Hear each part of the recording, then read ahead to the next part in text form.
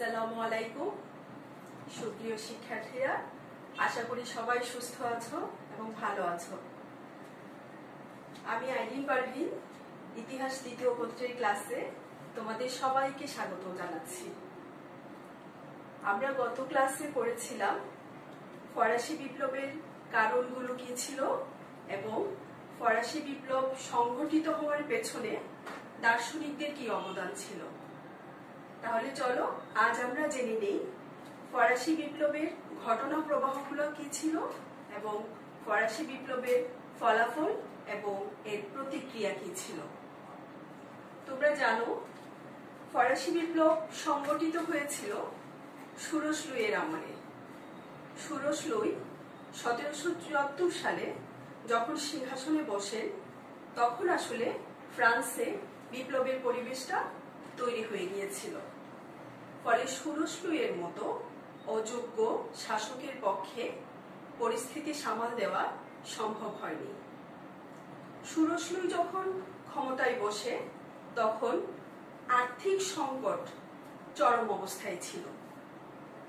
সুরস Luis এই অবস্থা কাটিয়ে ওঠার জন্য সমাজের যে অভিজাত এবং যাজক শ্রেণী ছিল তাদের উপর করের বোঝা চাপিয়ে দেয়। ফলে অভিজাত শ্রেণী এর বিরোধিতা করে এবং প্রকাশ্যে রাজার সমালোচনা শুরু করে। অভিজাতদের দাবি ছিল যে সুরস লুইয়ের কারণেই এই অবস্থার সৃষ্টি হয়েছে। এইরকম একটা সংকটময় মুহূর্তে সুরস লুই 200 বছর পর স্টেটস জেনারেল আহ্বান করতে বাধ্য হন। ফলে বুরবু সরকারের যে দুর্বলতা সেটা জনসমক্ষে প্রকাশিত হয়ে যায়। অভিজাত এবং যাজকরা একসাথে রাজার বিরোধিতা প্রকাশ্যে করতে শুরু করে। আর বুর্জুয়া শ্রেণী সুযোগের অপেক্ষায় ছিল। তারা এই সুযোগটা কাজে লাগিয়ে ফরাসি বিপ্লবকে এগিয়ে নিয়ে যায়। সুরস লুই যখন জাতীয় সভা আহ্বান করলো, সেখানে জাতীয় সভার মোট সদস্য সংখ্যা ছিল 1214টি। এর মধ্যে যাজকদের সংখ্যা ছিল 308 আর অভিজাতদের ছিল 285। বাকি 621টি পদ ছিল তৃতীয় শ্রেণীর।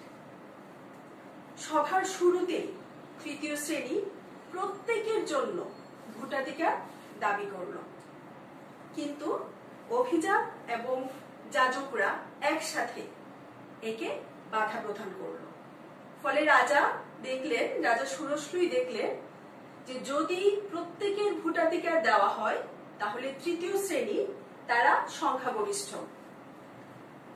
এই অবস্থায় তৃতীয় শ্রেণীর যুক্তি ছিল যেহেতু ফ্রান্সের জনগণের 96% প্রতিনিধিত্ব করে তৃতীয় শ্রেণী, সেহেতু তারাই মোট জনসংখ্যার অর্থাৎ ফ্রান্সের জনগণের মুখপাত্র। ফলে তারা তাদের দাবিতে অনড় থাকে। রাজা সুরস লুই উপায়ন্ত না দেখে অভিজাত এবং যাজকদের চাপে জাতীয় সভার স্থগিত করে দেন। এই অবস্থায় 16 জুন তৃতীয় শ্রেণীরা নিজেদেরকে ন্যাশনাল অ্যাসেম্বলি বলে ঘোষণা দেয়। এই অবস্থায় ফ্রান্সে তখন একদিকে খাদ্য সংকট চলছিল, আরেকদিকে বিপ্লবের ক্ষেত্র প্রস্তুত হচ্ছিল। রাজা যখন জাতীয় সভা স্থগিত করে দিল, তখন ডাক্তার গিলোটিনের পরামর্শে মিরাবুর নেতৃত্বে তৃতীয় সম্প্রদায়ের লোকজন পার্শ্ববর্তী যে টেডিস মাঠ ছিল সেই টেডিস মাঠে একত্রিত হয়। তারা প্রতিজ্ঞা করে যতদিন পর্যন্ত ফ্রান্সের জন্য একটি সংবিধান রচনা করতে না পারবে এবং নিয়মতান্ত্রিক সরকার প্রতিষ্ঠা করতে না পারবে ততদিন পর্যন্ত তারা সংঘবদ্ধভাবে আন্দোলন চালিয়ে যাবে। এই ঘটনা ঘটেছিল 20 জুন 1789 সালে। ইতিহাসে এই ঘটনাকেই বলা হয় টেডিস কোর্টের শপথ। এর পরবর্তীতে এ সময়ে ফরাসি বিপ্লবের একটি উল্লেখযোগ্য ঘটনা ছিল বাস্তিল দুর্গের পতন। তোমরা জানো যে বিপ্লবের প্রাক্কালে ফ্রান্সে পরপর ফসলহানি হয়েছিল, ফলে খাদ্যের চরম সংকট দেখা দেয়। এই অবস্থায় গ্রাম থেকে দলে দলে লোক শহরে চলে আসে খাদ্যের সন্ধানে। তখন বিপ্লবের পরিবেশ কিন্তু তখন বিপ্লব তখন এগিয়ে যাচ্ছে। এই অবস্থায় এই যে গ্রাম থেকে লোক শহরে চলে আসছে, এর ফলে দেখা যায় যে দলে দলে লোক জড়ো হচ্ছে। সুরসলুই তখন ভীত হয়ে পড়ে এবং শহরে তিনি সেনাবাহিনী মোতায়েন করেন। এ সময় আরেকটি পদক্ষেপ সুরসলুই ভুল পদক্ষেপ গ্রহণ করেন, সেটা হচ্ছে তার যে মন্ত্রী ছিল নেকার, যিনি আসলে খুবই জনপ্রিয় ছিলেন, তাকেও পদচ্যুত করা হয়। ফলে এই যে লোকজন জড়ো হচ্ছে, এই জনতা তখন আরো বেশি উত্তেজিত হয়ে পড়ে। তাদের উত্তেজনাকে আরো বেশি এগিয়ে নিয়ে যায় পেট্রিয়ট দলের নেতাদের বক্তব্য। এই অবস্থায় এই উত্তেজিত জনতার কানে একটা খবর আসে যে বাস্তিল দুর্গে প্রচুর পরিমাণ অস্ত্র মজুদ আছে। এই খবরে তারা বেশি উত্তেজিত হয়ে পড়ে এবং তারা গির্জার ঘন্টাগুলো বাজিয়ে দেয়। ফলে সমস্ত লোক রাস্তায় এসে জড়ো হয়। এই বাস্তিল দুর্গ ছিল স্বৈরতান্ত্রিক শাসনের প্রতীক। সরকার বিরোধীদের এখানে এনে বন্দী করে রাখা হতো এবং তাদের উপর অমানসিক নির্যাতন করা হতো। উদ্বেলিত জনতা গির্জার ঘন্টাগুলো বাজিয়ে তারা বাস্তিল দুর্গের দিকে অগ্রসর হয় এবং দুর্গ ভেঙে চোরমার করে সেখানকার যেসব বন্দীরা ছিল তাদেরকে মুক্ত করা হয়। বাস্তিল দুর্গের যে গভর্নর ছিল দেলুনোকে জনগণ তাকে হত্যা করে। ফলে এই যে বাস্তিল দুর্গের পতন, সেটা ছিল ফরাসি বিপ্লবের একটা উল্লেখযোগ্য ঘটনা। এর মাধ্যমে রাজতন্ত্রের পতন শুরু হয়ে যায় আর জনগণের অধিকার প্রতিষ্ঠা পায়। ফলে আজও ফ্রান্সের জনগণ এই 14 জুলাইকে তাদের জাতীয় দিবস হিসেবে পালন করে। বাস্তিল দুর্গের পতনের ফলে জনগণের এটা ছিল প্রথম বিজয়। এই বিজয়ের খবর ফ্রান্সের আনাচে কানাচে খুব দ্রুত ছড়িয়ে পড়ে। ফলে গ্রামগুলোতে কৃষক বিদ্রোহ শুরু হয়। কৃষকরা তাদের সামন্ত প্রভুদের বিরুদ্ধে আন্দোলন বা বিপ্লব শুরু করে। আর এই বিপ্লবে নেতৃত্ব দিয়েছিল মধ্যবিত্ত শ্রেণীর, তৃতীয় শ্রেণীর শিক্ষিত যে জনগণ যারা গ্রামে বাস করত, তারাই এই বিপ্লবে নেতৃত্ব দিয়েছিল। কৃষকরা যখন ক্ষুব্ধ, ঠিক তখনই একটা গুজব রটে যে অভিজাতরা তাদের ভাড়াটে গুন্ডা দিয়ে, ভাড়াটে লোক দিয়ে কৃষকদের জমির ফসল পুড়িয়ে দিচ্ছে। এই খবরে উত্তেজিত জনতা আরো উত্তেজিত হয়ে পড়ে, কৃষক বিপ্লব আরো বেগবান হয় এবং তারা গ্রাম অঞ্চলে জমিদারদের যে ভবনগুলো ছিল সেগুলোকে অগ্নিসংযোগ করে, ভাঙচুর করে। অভিজাত এবং যাজকদের যে সম্পদ ছিল, ঘরবাড়ি ছিল, সেখানে লুটতরাজ শুরু হয় এবং সামন্ত প্রভুদের যে জমিগুলো ছিল সেগুলো কৃষকরা নিজেদের মধ্যে ভাগ বাটোয়ারা করে নিয়ে যায়। এই অবস্থায় জ্যাকোবিন দলের যে নেতা ছিল রোবস্পিয়ার ঘোষণা দেন, বক্তব্য দেন যে অভিজাতদের উচিত স্বেচ্ছায় নিজেদের সত্ত্ব ত্যাগ করা। লুটপাট এবং ভাঙচুরের ঘটনায় ভীত হয়ে অভিজাত এবং যাজকরা নাটকীয়ভাবে তাদের রাষ্ট্রীয় সুযোগ সুবিধাগুলো ছেড়ে দিতে থাকে। এই অবস্থায় জানা যায় যে 4 আগস্ট 1789 সালের 4 আগস্ট নাটকীয়ভাবে এক রাতে প্রায় 30টি আইন প্রণয়নের মাধ্যমে অভিজাতরা তাদের ক্ষমতা, তাদের সুবিধাগুলো সমর্পণ করে দেয় এবং বঞ্চিতদের, যারা বঞ্চিত ছিল, তাদেরকে সেই সুযোগ সুবিধাগুলো ফিরিয়ে দেওয়া হয়। ইতিহাসে এটাই ছিল ফরাসি বিপ্লবের কৃষক বিদ্রোহ, এবং সেই রাতটাকে, যে রাতে 30টি আইন করে বঞ্চিতদেরকে সুযোগ সুবিধা ফিরিয়ে দেওয়া হয়েছিল, সেই রাতটাকে বলা হচ্ছে বঞ্চিতদের রাত। এরপরে আমরা দেখব যে এই সময়ে অগাস্টের 5ই অগাস্ট প্রায় কয়েক হাজার মহিলা রুটির দাবিতে বুখা মিছিল নিয়ে তারা ভার্সাইয়ের দিকে অগ্রসর হয়।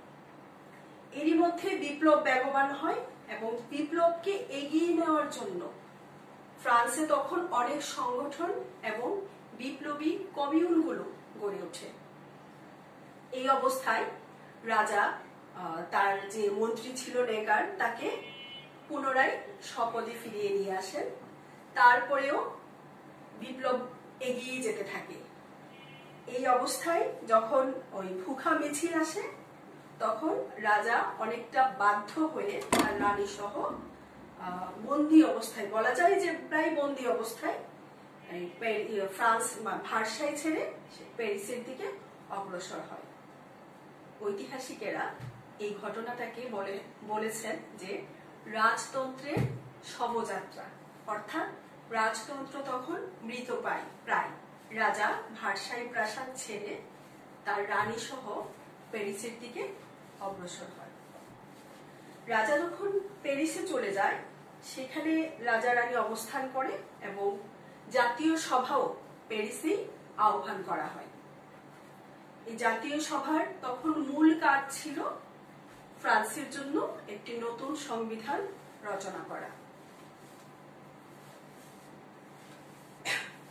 এই জাতীয় সভার কার্যক্রম শেষ হয় 3রা সেপ্টেম্বর। জাতীয় সভার কার্যকাল শেষ হয়। এরপরে শুরু হয় বিধানসভার কার্যক্রম। 745 জন সদস্য নিয়ে বিধানসভা তার কাজ শুরু করে। বিধানসভার কার্যকাল ছিল 1 অক্টোবর 1791 থেকে 20 সেপ্টেম্বর 1792। এই বিধানসভার শাসনকালীন সময়ে পুরা ফ্রান্স জুড়ে একটা বিশৃঙ্খলা, অরাজক অবস্থার সৃষ্টি হয়। বিপ্লবের বিরোধীরা তখন মাথা চড়া দিয়ে ওঠে। সর্বত্র কালোবাজারি, হানাহানি, লুণ্ঠন, দুর্নীতি পুরা ফ্রান্স ছেয়ে যায়। এই অবস্থায়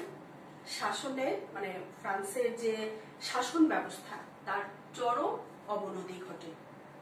এই সময় বিপ্লবী কমিউনগুলো 10ই অগাস্ট রাজাকে বন্দী করে এবং বিধানসভার উপর ক্রমাগত চাপ প্রয়োগ করতে থাকে। ফলে 20 সেপ্টেম্বর 1792 সালে বিধানসভা বাধ্য হয় রাজতন্ত্রের উচ্ছেদের ঘোষণা দিতে। ফলে ফ্রান্সে রাজতন্ত্রের উচ্ছেদের ঘোষণা হয় এবং এই ঘোষণার সাথে সাথে বিধানসভার যে কার্যক্রম, যে কার্যকারিতা, এটারও শেষ হয়ে যায়। ফলে ফ্রান্স তখন একটি নতুন জাতীয় সভার অপেক্ষা করতে থাকে। এই অবস্থায় ফ্রান্সের জন্য একটি নতুন জাতীয় সভা গঠিত হয়। এর নাম দেওয়া হয় জাতীয় কনভেনশন। এই জাতীয় কনভেনশন 1792 থেকে 1795 খ্রিস্টাব্দ পর্যন্ত কার্যকর ছিল। এই জাতীয় কনভেনশনের সময়কালে পুরো ফ্রান্সে পরপর 3টি পরস্পর বিরোধী রাজনৈতিক দল ফ্রান্সের শাসন ক্ষমতা অধিকার করে। এগুলো ছিল নরমপন্থী জিরোন্ডিস্ট। এই জিরোন্ডিস্ট নামের পেছনে কারণ ছিল যে এই দলের অনেক সদস্য জিরন্ড নামক প্রদেশ থেকে এসেছিল। আরেকটা ছিল উগ্রপন্থী জ্যাকোবিন। জিরোন্ডিস্ট দলের নেতৃত্ব ছিলেন লাফায়েত, আর জ্যাকোবিন দলের নেতৃত্ব ছিল রোবসপিয়ার। আরেকটা ছিল মডারেটর বা মধ্যপন্থী। এই 3টি রাজনৈতিক দলের শাসন আমরা দেখব জাতীয় কনভেনশনের সময় হয়েছিল। জাতীয় কনভেনশন এই সময়ে পুরো ফ্রান্সে সন্ত্রাসের রাজত্ব সৃষ্টি হয়েছিল। তার আগে জাতীয় কনভেনশন রাজা ষোড়শ লুইকে রাষ্ট্রদ্রোহিতার অভিযোগ এনে তার বিচারের দাবি করে। জ্যাকোবিন দলের প্রধান রোবস্পিয়র সে রাজার ফাঁসির দাবি জানায়। তো বিচারে তাকে ফাঁসি দেওয়া হয় এবং 1793 সালের 21শে জানুয়ারি রাজা ষোড়শ লুইকে বিপ্লবের বদ্ধভূমিতে নিয়ে তাকে গিলোটিনের আঘাতে হত্যা করা হয়। এরপরে 1793 থেকে 1794 পর্যন্ত, অর্থাৎ রোবস্পিয়রের মৃত্যুর আগ পর্যন্ত সময়কালটা, যে সময়ে জ্যাকোবিন দল ফ্রান্সের শাসন ক্ষমতায় ছিল, সেই সময়ে তারা শাসনের নামে সমগ্র ফ্রান্সে এক ত্রাসের সঞ্চার করেছিল। জানা যায় যে এক বছরে প্রায় 5 লক্ষ লোককে বন্দী করা হয়, অর্থাৎ তাদের মতের বিরোধীদেরই বন্দী করা হয়, এবং শত হাজার হাজার লোককে গিলোটিনের বিপ্লবের বদ্ধভূমিতে গিলোটিনের আঘাতে হত্যা করা হয়। এ সময় রোবস্পিয়র একত্রে অনেক লোককে একসাথে হত্যার উপায় খুঁজছিলেন। তখন ডাক্তার গিলোটিন একটা যন্ত্র আবিষ্কার করেন যাতে একসাথে শত শত লোককে হত্যা করা যায়। ডাক্তার গিলোটিনের নামেই এই যন্ত্রটির নাম হয়েছিল গিলোটিন। তো এই যে ফ্রান্সের ত্রাসের সঞ্চার করেছিল রোবস্পিয়রের নেতৃত্বে জ্যাকোবিন দল, এর সপক্ষে তাদের যুক্তি ছিল যে ফরাসি বিপ্লবের ভাবধারাকে রক্ষা করার জন্য, ফ্রান্সকে রক্ষা করার জন্য, অর্থাৎ ফরাসি বিপ্লবকে রক্ষা করার জন্য এই ত্রাসের রাজত্ব কায়েম করা জরুরি ছিল। নয়তো প্রতি বিপ্লবীদের চাপে, এই বিপ্লব বিরোধীদের চাপে ফ্রান্স লন্ডভন্ড হয়ে যেত। রোবস্পিয়র এই সন্ত্রাসী রাজত্বের এতটাই ছিলেন যে তিনি সন্ত্রাসী রাজত্ব কায়েম করে শাসন কাজ চালিয়ে যেতে চেয়েছিলেন। এর বিরোধিতা যারা করত তাদেরকে তিনি রাষ্ট্রদ্রোহিতার অভিযোগ এনে তাদেরকে তিনি গিলোটিনের আঘাতে হত্যা করতেন। তার যে অন্যতম সহযোগী ছিল দাঁতে, তিনি এই সন্ত্রাসী রাজত্বের যৌক্তিকতা নিয়ে যখন প্রশ্ন তুলেন তখন তাকেও রাষ্ট্রদ্রোহিতার অভিযোগ আনা হয় এবং হত্যা করা হয়। এইভাবে রোবস্পিয়র জ্যাকোবিন দলের প্রায় 15 জন সদস্যকে বা নেতাকে সে রাষ্ট্রদ্রোহিতার অভিযোগ এনে গিলোটিনের আঘাতে হত্যা করে। এই অবস্থা যখন চলতে থাকে তখন জ্যাকোবিন দলের ভেতরেই সংখ্যা, মানে তাদের যে জ্যাকোবিন দলের যে সদস্যরা, তারা আস্তে আস্তে এই সন্ত্রাসবাদের বিরোধী হয়ে পড়ে এবং তারা একটা বড় অংশ এই সন্ত্রাসবাদের বিপক্ষে যায়। এই অবস্থায় জাতীয় কনভেনশন তাদের মাধ্যমে রোবস্পিয়রের বিরুদ্ধেই রাষ্ট্রদ্রোহিতার অভিযোগ আনে এবং তাকে রাষ্ট্রদ্রোহিতার অভিযোগ এনে তাকেও হত্যা করা হয়। এইভাবে সন্ত্রাসের রাজত্বের অবসান হয়। সন্ত্রাসের রাজত্বের অবসানের পরে জাতীয় কনভেনশন তখন প্রায় শেষের দিকে, তখন জাতীয় কনভেনশনের মূল কাজ ছিল যে একটা সংবিধান রচনা করা। তারা সেই সংবিধান রচনা করে। এই নতুন সংবিধান অনুযায়ী ফ্রান্সের শাসন ক্ষমতাকে 5 জন ডাইরেক্টর বা পরিচালকের হাতে ন্যস্ত করা হয়। এই ব্যবস্থাটাকে বলা হচ্ছে ডাইরেক্টরি শাসন। ডাইরেক্টরি শাসন আমলে ডাইরেক্টরি শাসন 1795 থেকে 1799 খ্রিস্টাব্দ পর্যন্ত কার্যকর ছিল। কিন্তু ডাইরেক্টরি শাসনের মূল সমস্যা ছিল আর্থিক সংকট, মুদ্রাস্ফীতি এবং চরম আর্থিক দুরবস্থার কারণে জনগণ শাসকদের উপরে আস্থা হারিয়ে ফেলে। এই অবস্থায় তারা ডাইরেক্টররা তাদের যে পরিকল্পনাগুলো ছিল অর্থের অভাবে সেই পরিকল্পনাগুলো তারা বাস্তবায়ন করতে ব্যর্থ হয়, ফলে তারা আস্তে আস্তে জনবিচ্ছিন্ন হয়ে যায়। আরেকটা কারণ ছিল যে ডাইরেক্টরদের প্রত্যেকেই ছিল বুর্জুয়া শ্রেণীর, মানে দরিদ্র যে শ্রেণী ছিল, কৃষক এবং শ্রমজীবী শ্রেণী, তাদের সাথে ডাইরেক্টরদের সুসম্পর্ক গড়ে ওঠেনি। অর্থাৎ কৃষক এবং দরিদ্র শ্রেণীরা এই ডাইরেক্টরি শাসনটাকে নিজেদের করে নিতে পারেনি। ডাইরেক্টরি শাসনের আরেকটা বড় ছিল যে সেখানে গণতন্ত্র উপেক্ষিত ছিল, কারণ ভোটাধিকার তারা দিয়েছিল শুধুমাত্র ভূসম্পত্তি যাদের আছে অর্থাৎ সম্পত্তির ভিত্তিতে, ফলে সকলের জন্য ভোটাধিকার ছিল না। ডাইরেক্টররা নিজেরাও বিভিন্ন দুর্নীতিতে অনিয়মে জড়িয়ে পড়েছিল। আরেকটা হচ্ছে যে রাষ্ট্রে তখন যে বিদ্রোহগুলো দেখা দিয়েছিল, সেই বিদ্রোহগুলোকে দমানোর জন্য তারা সামরিক বাহিনীর উপর নির্ভরশীল ছিল, ফলে উচ্চপদস্থ যে সামরিক কর্মকর্তারা ছিল তারা নিজেদের স্বার্থে তারা রাষ্ট্রীয় ক্ষমতা দখলের স্বপ্ন দেখতে থাকে। এই অবস্থায় ডাইরেক্টরি শাসনের পতন ঘটায় নেপোলিয়ন বোনাপার্ট। এরপর ইতিহাসের চাকা অন্যদিকে ঘুরে যায়, আমরা সেটা জানবো। তার আগে আমরা জেনে নিব ফরাসি বিপ্লবের ফলাফলগুলো কি ছিল এবং এর প্রতিক্রিয়াগুলো কি ছিল।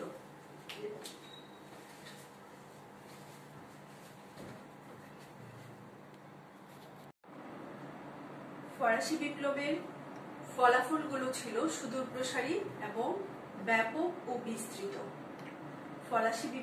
ফরাসি বিপ্লবের পরে মানে ফলে যুগের পরিবর্তন হয়। ফ্রান্স মধ্যযুগ থেকে আধুনিক যুগে প্রবেশ করে। ফ্রান্সের যে সমাজ ব্যবস্থা ছিল সেটা ছিল সামন্ততন্ত্র, মানে সামন্ত যুগ। ফরাসি বিপ্লবের ফলে এই সামন্তবাদের জায়গায় ফ্রান্স গণতন্ত্রের দিকে অগ্রসর হয়। দেখা যায় যে ফরাসি বিপ্লবকে বলা যায় যে বুর্জুয়াদের বিপ্লব, কারণ এই বিপ্লবে নেতৃত্ব দিয়েছিল বুর্জুয়া শ্রেণী। ফলে এই বিপ্লব প্রসূত যে সুযোগ সুবিধাগুলো সেগুলো বুর্জুয়া শ্রেণী ভোগ করে। তারা বিভিন্ন সরকারি চাকরি, রাষ্ট্রীয় সুযোগ সুবিধাগুলো বুর্জুয়া শ্রেণীরা ভোগ করতে থাকে। ফলে শ্রমজীবী এবং কৃষিজীবী যে শ্রেণী অর্থাৎ দরিদ্র যে শ্রেণী, তাদের দিনের কোনো পরিবর্তন হয় না, মানে তাদের ভাগ্যের কোনো পরিবর্তন হয় না। তাই ফরাসি বিপ্লবকে বলা যায় যে বুর্জুয়া বিপ্লব। এই বিপ্লবের ফলে ফ্রান্সের জনগণের মনে যে জাতীয়তাবাদী চেতনার উদ্ভব হয়েছিল বা জাগ্রত হয়েছিল তা আজও চলমান। 14 জুলাইকে ফ্রান্সবাসীরা বা ফরাসিরা তাদের প্রধান জাতীয় দিবস হিসেবে পালন করে, যা ছিল বাস্তিল দুর্গ পতনের দিন। ফরাসি বিপ্লব ফ্রান্সে একটি নতুন সমাজ ব্যবস্থা তৈরি করে। মধ্যযুগের যে সামন্ততান্ত্রিক সমাজ ব্যবস্থা ছিল, ঘুণে ধরা জরাজীর্ণ সমাজ ব্যবস্থা, তার পরিবর্তে এই সামন্তবাদ রহিত হয়, ম্যানর ব্যবস্থা ভেঙে পড়ে, তাদের যে কর ব্যবস্থা সেগুলোর পরিবর্তন হয়। ফলে মানুষ আধুনিক যুগে প্রবেশ করেছিল, একটা নতুন সমাজ তৈরি করেছিল। সামন্ত প্রভুদের যে ভূমিগুলো সেগুলো বাজেয়াপ্ত করা হয় এবং এগুলো এই কৃষকদের মধ্যে বন্টন করে দেওয়া হয়। এভাবে দেখা যায় যে ফ্রান্সে একটা নতুন সমাজ ব্যবস্থার তৈরি হয়। ফরাসি বিপ্লবের ফলে স্বৈরাচারী রাজতন্ত্রের পতন ঘটেছিল। রাজতন্ত্রের পতন ঘটিয়ে নিয়মতান্ত্রিক রাজতন্ত্র চালু হয়। পরবর্তীতে অতি বিপ্লবীদের চাপে এই নিয়মতান্ত্রিক রাজতন্ত্রেরও পতন ঘটে এবং ফ্রান্স গণতন্ত্রের পথে অগ্রসর হয়। ফরাসি বিপ্লবের ফলে নাগরিকদের অধিকার প্রতিষ্ঠা পায়।